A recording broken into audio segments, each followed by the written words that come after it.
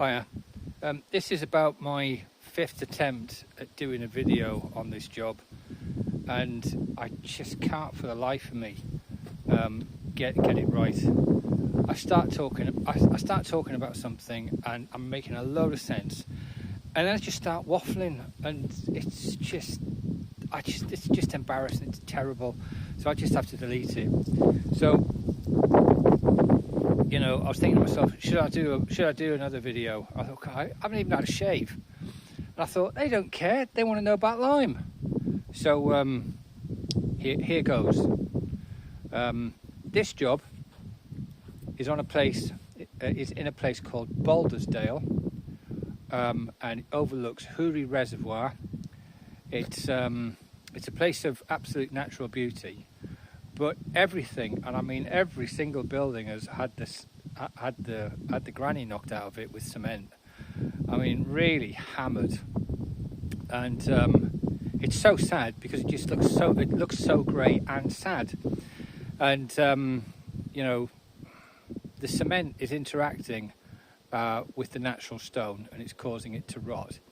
And there are many of this building, for example, has had lots of different kinds of buildery, amateury sort of interventions to try and keep the damp out.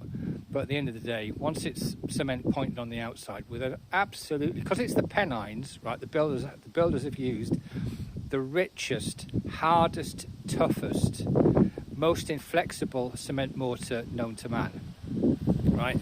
Heavier than lead and churches, right? Unbelievable. So I had to use my biggest breaker to get it out, because you couldn't really differentiate between the cement and the stone because everything just gets covered in algae. And you know, it's gypsum plastered on the inside, and so some previous builder had tried putting pipes through the stonework, and another one had tried. A previous owner had tried some kind of chemical damp proofing, you know, where they drill holes into the stone and then inject something into the stone. Well, that just doesn't work. You know, if you drill a hole into stone and inject something into it, it doesn't stop the damp, right? Because these old properties have no damp. They have no damp proof course at all. So any moisture inherent in the ground comes up. It only gets up to about sort of like 1.2 meters, and but you know, if there's no lime on the inside and no lime on the outside, it's got nowhere to go. But cement is actually porous to a degree. Gypsum plaster is porous to a degree, but it will not let moisture go. In direct contrast, this stuff does. Now, I'm always whittering on about flush pointing and not recess pointing, and basically this is what you get with me. It's just finished. It's as fresh as a daisy. So even any moisture, and it's still drying out. For some reason, I can't just leave a job to dry out and then come back and do a video a few months later. So you can see it's flush.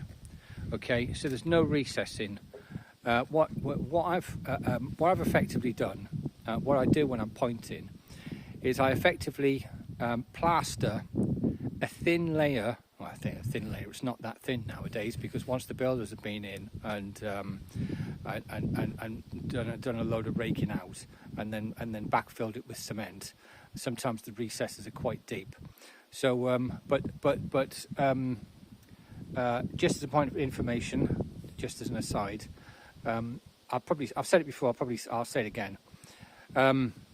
Doesn't make any difference where you are in the country. It can be Oxfordshire, Northamptonshire, Berkshire, Wiltshire, North Yorkshire, County Durham, be South Yorkshire, wherever. All of these older properties, which were built around about the 1700s, right? They were all built with earth, and it's just stabilised earth, what you call stabilised earth mortar, otherwise known as common mortar. And all it is, it's clay soil. You know, not the topsoil, but what's underneath, with a load of quicklime chucked in, and it just mixes. And basically, it's exactly what the farmers put on their fields. Don't know whether you've ever driven past a field and you've seen it steaming, and that's because farmers put quicklime on on their fields. And the reason for that is to increase the alkaline content. So if you've got acid soil, then the best thing you can do to try and neutralise it, bring the pH, change the pH, is to add lime. Back in the day, there were lime kilns all over the place, and they were for farmers and builders. And so what used to happen was when a builder was going to build or when a farmer or when whoever was going to do any building, they'd simply just get the earth from the locality, and they'd get the lime in the form of lump lime, so it's just basically kilned a limestone, and they would just chuck the soil and the lime together, and it would slake, and then they'd add sufficient water to make it into a mortar, and they would build these properties. Okay, so whenever anyone says, "Oh yes, my house is built with lime," it ain't, right? It's built with soil and lime. Okay, it's built with common earth mortar. They all are. All of these properties in the North Pennines are all built with earth. And of course, you know, in the 80s, when nobody knew what they were doing, builders were going at these places hammer and tongs with the cement and effectively ruining them.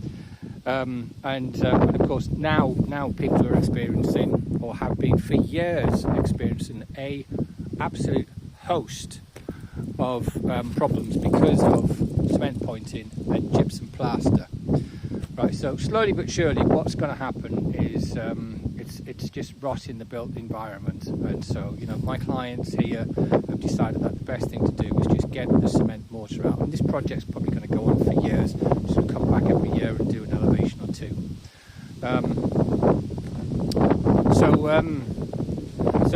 yeah. So basically, the point of this video is to just say, look, you spread the mortar over the joints, weatherproofing the earth mortar underneath. Okay, but even if you were to just leave the joints exposed for a few years, because it's earth and lime, it's not instantly going to weather away. You know, you can leave it like that for quite a while. I could have raked this out and left it for a good couple of winters before any minor erosion took place.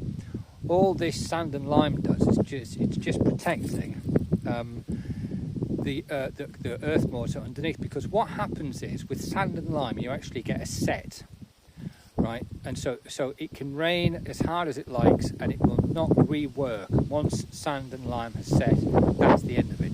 Underneath though, with that common earth mortar, once you add water to it and start working it, you can rework the mortar. So those builders that made that mortar hundreds of years ago actually gave us a mortar that we could recycle if we wanted to. I mean, it's pointless. It'd be pointless doing it, but I'm just using it as an example.